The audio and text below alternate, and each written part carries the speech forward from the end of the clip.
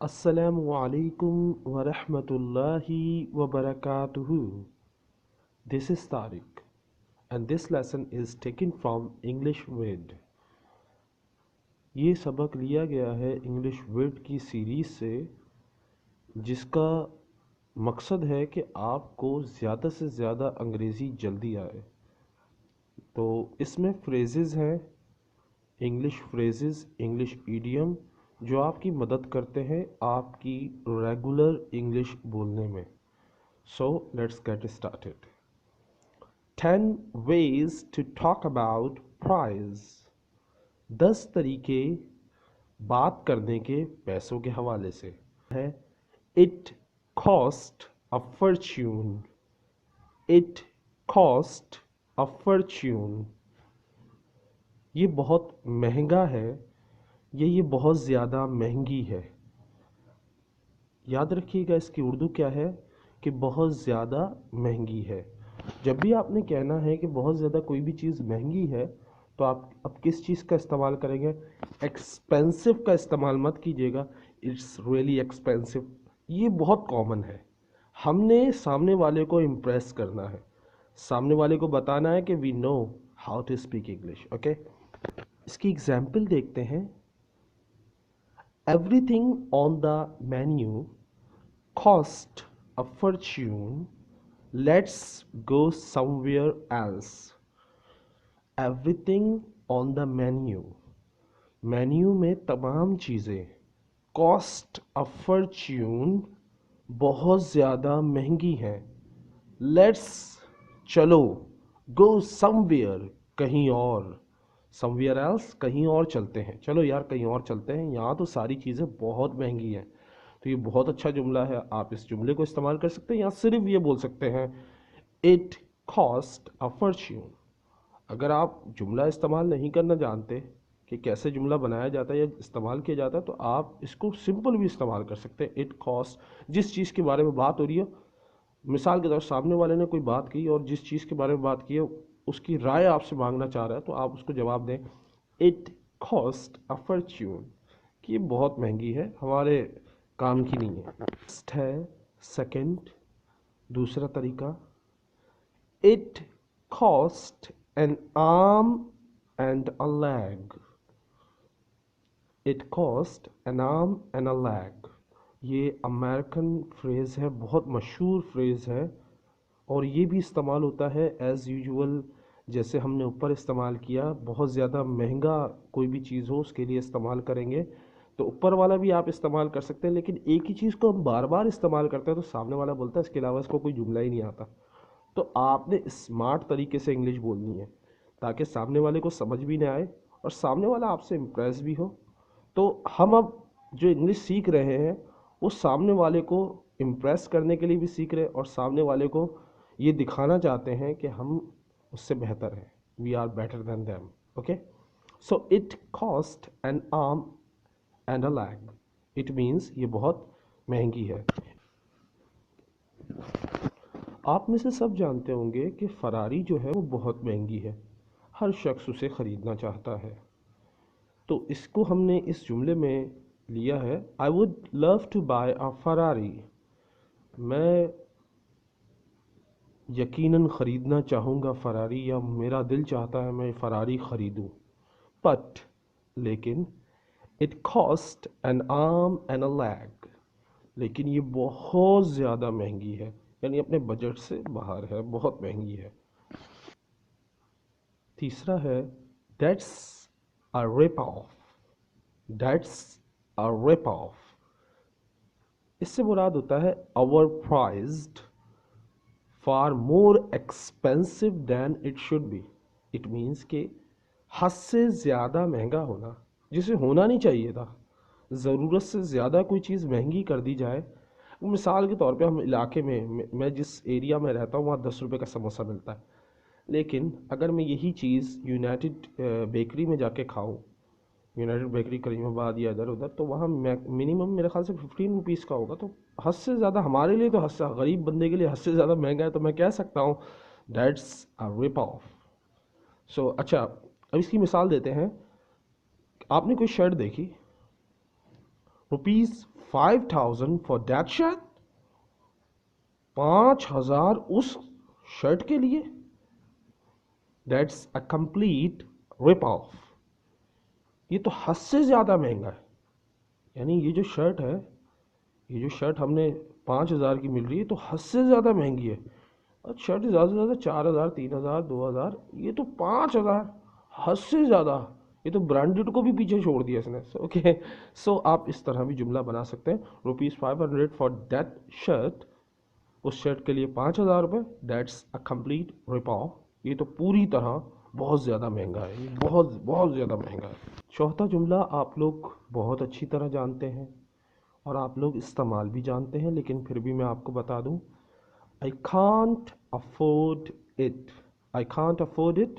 It means I don't have money to buy it. कि मेरे पास पैसे नहीं हैं इस चीज़ को ख़रीदने के। किसी भी चीज़ को ख़रीदने के लिए अगर आपके पास पैसे ना हो तो आप ये जुमला इस्तेमाल कर सकते हैं, I can't afford it. I can't afford it. इसको जुमले में इस्तेमाल करते हैं। That is a wonderful car. आप बोलोगे कार का बड़ा इस्तेमाल कर रहा हूँ क्योंकि मेरी फेवरेट है, कभी ना कभी तो मैं ख़रीद ही लूँगा। Okay, that is a wonderful car. बहुत ही शानदार कार है, वो कार बहुत ही शानदार है। बट, लेकिन, आई कांट अफोर्ड इट, लेकिन मैं इसे अफोर्ड नहीं कर सकता या मैं इसे ख़रीद नहीं सकता, या मेरे पास पैसे नहीं है इसे ख़रीदने के। कार बहुत अच्छी है लेकिन मैं ख़रीद नहीं सकता या मेरे पास पैसे नहीं हैं ख़रीदने के। सो ये भी आप जुमला इस्तेमाल कर सकते हैं, या सिर्फ आई कांट अफोर्ड इट ये भी जुमला इस्तेमाल कर सकते हैं।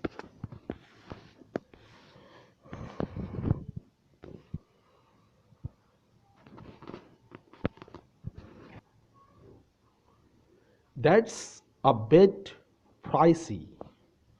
जुमला पहली दफ़ा शायद आपने सुना हो, लेकिन ये जुमला बहुत आम है यूके में, यूनाइटेड स्टेट में।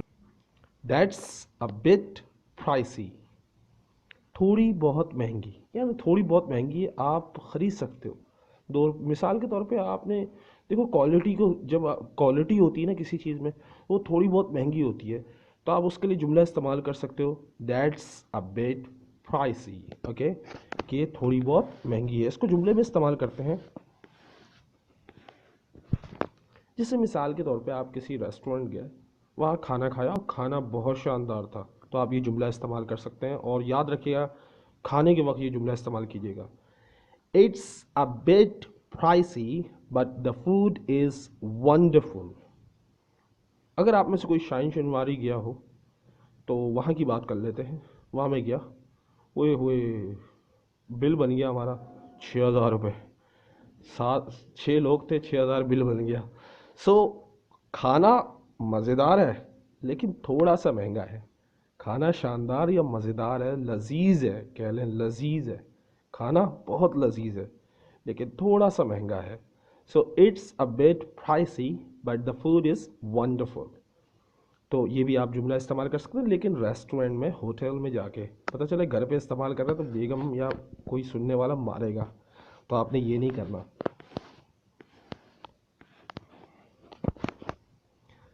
ओके, कभी कभी होता है कि आपको पैसे बिल्कुल ठीक लगते हैं कि यार ये सही मांग रहा है, ये जो मांग रहा है ये बिल्कुल सही मांग रहा है, यानी ज़्यादा नहीं मांग रहा, कम भी नहीं मांग रहा, यानी एक्चुअल प्राइस आपको लग रहा है कि ये प्राइस सही मांग रहा है, यानी चीज़ भी है तो उसके प्राइस भी उसी तरह हैं, मतलब बिल्कुल सही है।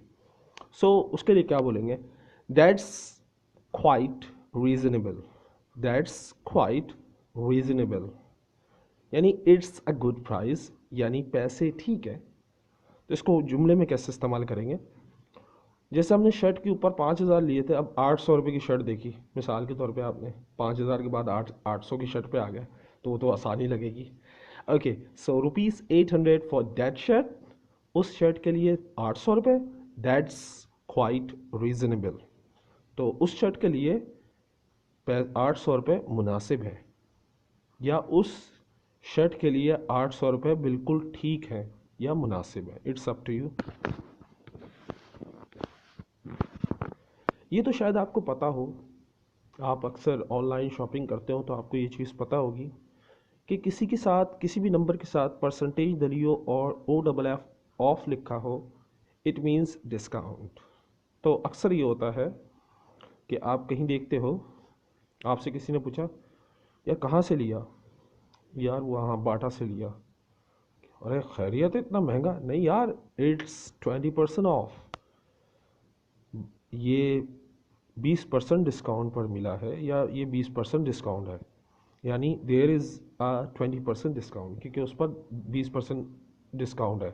तो इसकी मिसाल लेते हैं जुमले में, बाटा शूज़, ओह शाबाश, ये जुमला गलत हो गया, बाटा शूज़ लिखना था मैंने, यहाँ शॉप लिख दिया। Sorry for this. Bata shoes are 50% off. Bata के जो शूज़ हैं, यहाँ शूज़ हैं, SHOES, okay, shoes. Bata shoes are 50% off, it means Bata के जूते 50% डिस्काउंट पर हैं। नेक्स्ट जुमला बहुत ही ज़बरदस्त है और बहुत ही आम है। That's a good deal, that's a good idea. ये दोनों जुमले कब इस्तेमाल करते हैं? जब आपको कोई फ़ैसला लेते हैं किसी चीज़ को लेने का, और बात भी बन जाती है, तो अब उसको ख़रीदना होता है, तो हम कह सकते हैं कि अच्छी अच्छी मिल रही है। मिसाल के तौर पे मैं आपको इसकी मिसाल देता हूँ। A good value for amount of money, एक किसी भी चीज़ के लिए अच्छा पैसे हो, या अच्छे पैसे हो, ज़्यादा महंगे ना हो, सस्ता हो। That's a good deal to buy this car, ये बहुत अच्छी मुनासिब डील है इस कार को ख़रीदने की, यानी इस कार को अच्छे दामों में ख़रीदने के लिए ये अच्छी अच्छी अच्छी है, यानी अच्छे पैसे हैं इसके, आप ख़रीद लो। नेक्स्ट, आइडिया के लिए हम क्या इस्तेमाल कर सकते हैं? That's a good idea to buy this car, कि अच्छा फ़ैसला है इस कार को ख़रीदने का, यानी yours your decision is good to buy this car. So that's a good idea to buy this car, कि अच्छा फ़ैसला किया इस कार को ख़रीदने का। या it was a real bargain, कीमत कम होना, मामूल के मुताबिक होना या बचत होना, किसी चीज़ पर आपको बचत हो रही हो, उसके लिए हम ये जुमला इस्तेमाल करते हैं। कैसे? It was a real bargain, bargain, it was a real bargain. इसको जुमले में कैसे इस्तेमाल करते हैं? Let's see. We got tickets to the show at half price, a real bargain. मिसाल के तौर पे हमें शो के टिकट मिले, यानी किसी भी शो के टिकट मिले आधे पैसों में, ये तो बड़ा ही अच्छा दाम है, या अच्छी बचत है। तो आप इसको बचत के लिए इस्तेमाल कर सकते हैं कि वाकई ये बचत है।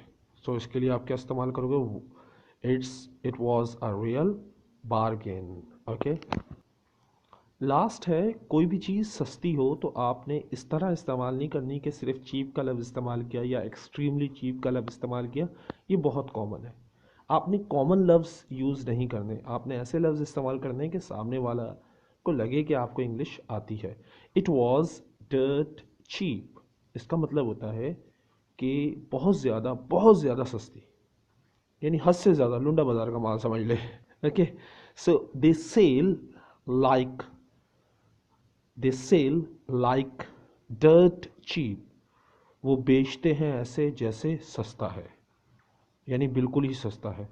वो बेचते ऐसे हैं जैसे बिल्कुल सस्ता है। They sell like dirt cheap, वो ऐसे बेचते हैं जैसे बहुत सस्ता है।